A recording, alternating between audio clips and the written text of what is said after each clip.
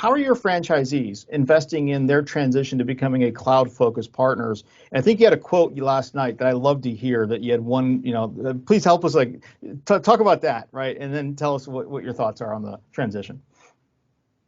Now I'm going to forget the quote, and I'm going to embarrass you. I apologize. But, the way that our franchisees are really looking at cloud as an opportunity, and it's for a while, but of course the pandemic has accelerated that in the small business space.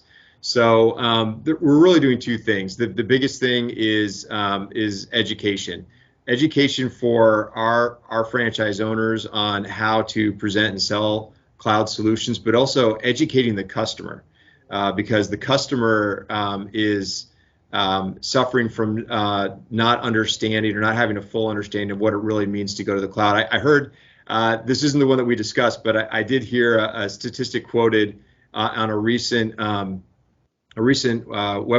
that we hosted, where something like, and I'll get this number wrong, but I know I'm in the ballpark, something like 83% of the American public believes that the weather impacts the performance of cloud applications. And just let that sink in for a second.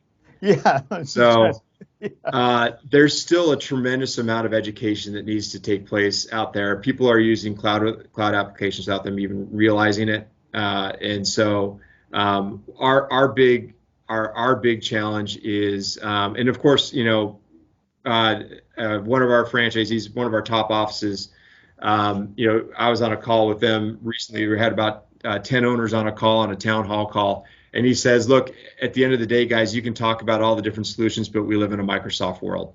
I am all in on Azure. And that was his strategy. And there's a reason why he's one of our top producing offices. And that's the hill that we got to climb.